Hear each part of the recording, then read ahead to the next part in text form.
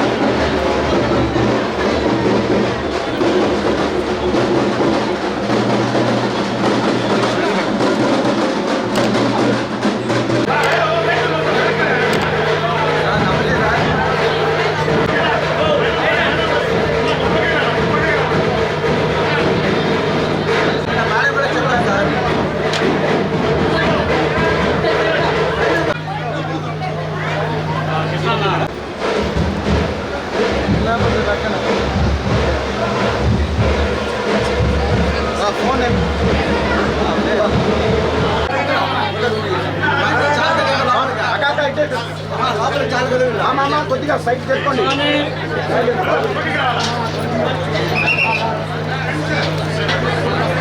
కొంచెం వెనక్కి చేసుకోండి. చెప్పుకోవాలి మా మీద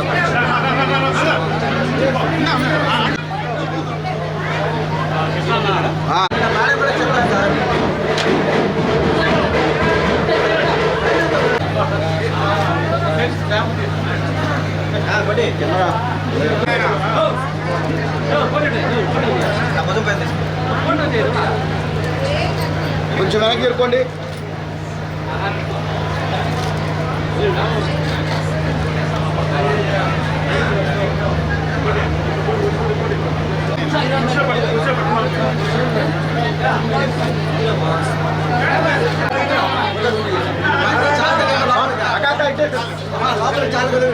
కొద్దిగా సైట్ చేసుకోండి.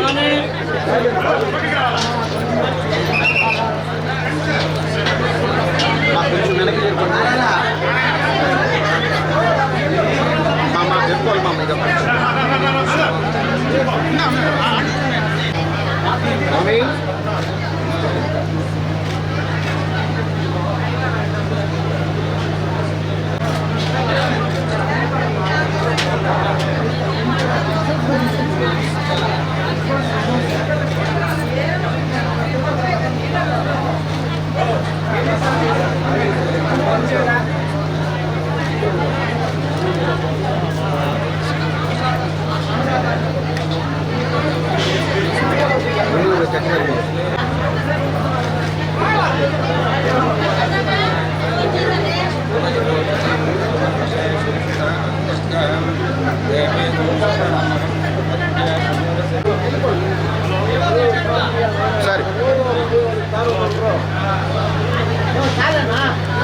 సరే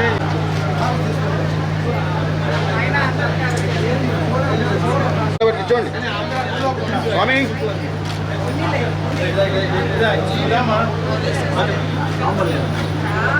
కట్టండి చూసుకోవాలా?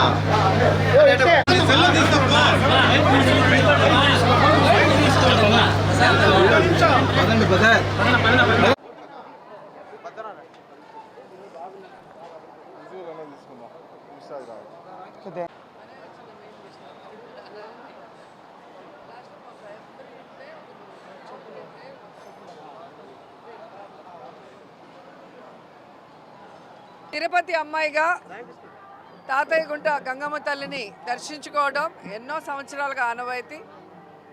నేను మంత్రిగా ఉన్నప్పుడు జగనన్న ఆశీస్సులతో స్టేట్ ఫెస్టివల్ చేయడం జరిగింది. ఎంతోమంది కళాకారులతో అంగరంగ వైభవంగా చేయటం మీ అందరికీ కూడా తెలుసు. అలాగే ప్రతి సంవత్సరం కూడా అమ్మవారికి మేము సార తీసుకురావటం కూడా మీ అందరూ కూడా గమనించుంటారు. ఎందుకంటే గంగమ్మ తల్లి ఆశీస్సులు ఉంటే అందరం బాగుంటాం. అందుకే అమ్మ ఆశీస్సుల కోసం ఎవ్రీ ఇయర్ సారెతో రావటం జరుగుతుంది. అలాగే ఈ సంవత్సరం కూడా అమ్మవారికి సారెని ఇచ్చి అమ్మ ఆశీస్సులు తీసుకొని చాలా సంతోషంగా ఇంటికి వెళ్తున్నాను. సో నాకు తెలిసి తాతయ్యగుంట గంగమ్మ తల్లి టెంపుల్కి వచ్చిన మొదటి సీఎం జగన్మోహన్ రెడ్డి గారే అనుకుంటాను. అలాగే అందరూ కూడా వస్తే ఇంకా బాగుంటుంది. ఎందుకంటే గంగమ్మ తల్లి గొప్పదనం ఇప్పటికే అందరికీ తెలుసు, ఇంకా కూడా తెలిసే అవకాశం ఉంటుంది. అమ్మను దర్శించుకొని కొండకు వెళ్ళి స్వామిని దర్శించుకోవడం ఆనవాయితీ కాబట్టి అది కంటిన్యూ చేయాలని అందరినీ కోరుకుంటున్నాను.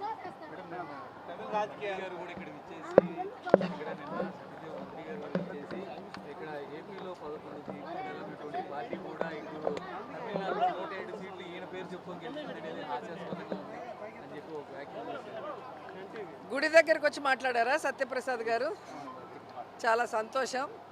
నెక్స్ట్ ఎన్నికల్లో చూసుకుందాం. ఈవీఎంలు లేకుండా దొంగ ఈవీఎంలని మ్యానిపులేషన్ లేకుండా ప్రజల ఓట్లతో రమ్మని చెప్పండి, అప్పుడు తెలుస్తుంది.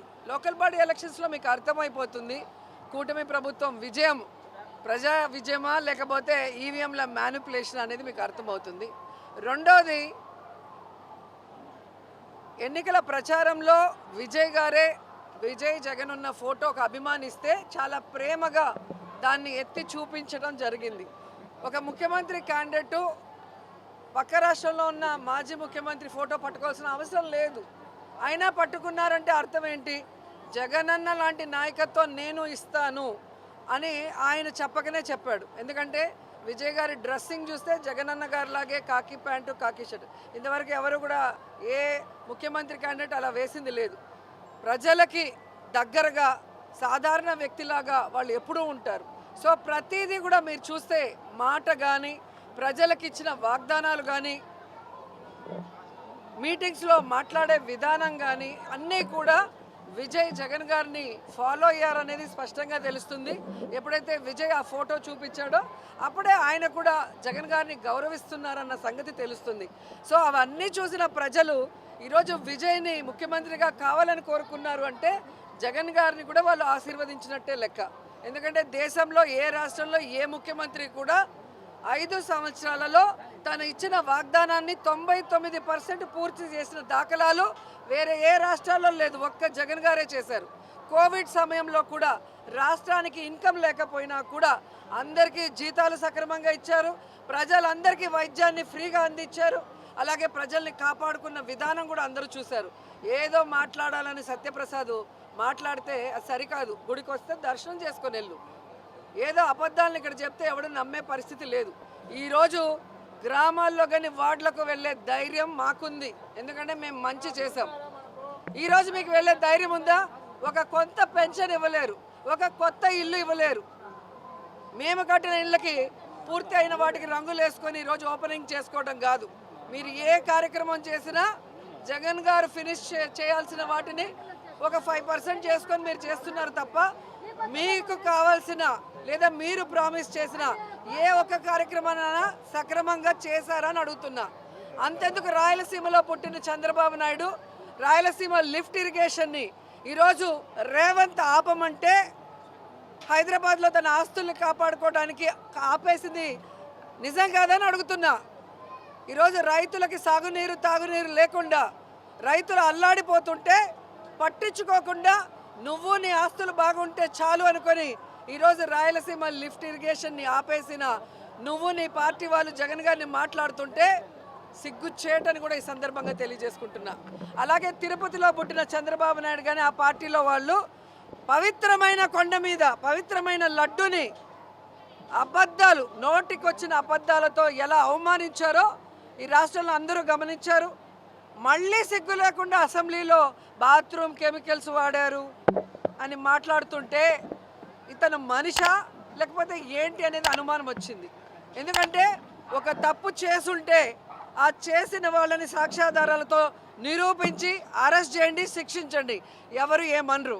కానీ మీ మీటింగుల్లో ఒక లీకులు ఇవ్వటం, ఆ లీకుల ఆధారంగా అధికారం ఉంది ఇక్కడ ఢిల్లీలో అని చెప్పి మీ ఇష్టానికి వెంకటేశ్వర స్వామిని లడ్డూని అలాగే ఏ విషయాన్నైనా కూడా అబద్ధపు ప్రచారం చేసి అవమానించాలని చూసుకుంటే మాత్రం ఎవరు ఒప్పుకోమని కూడా ఈ సందర్భంగా తెలియజేస్తున్నాం.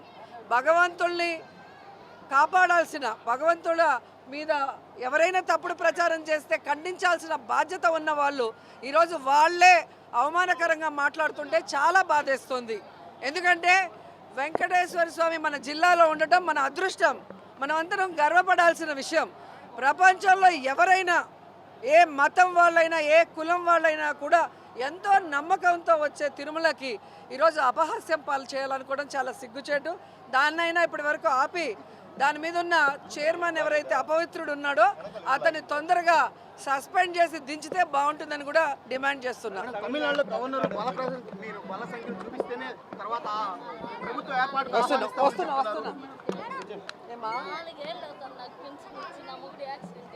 అవునవును మాట్లాడుతున్నా.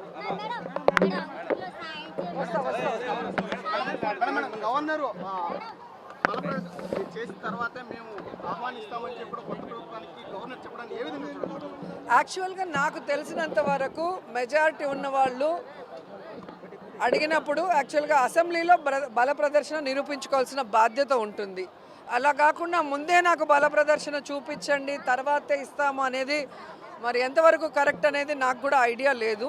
మరి దాన్ని వాళ్ళు పరిశీలిస్తే బెటర్ అనిపిస్తుంది.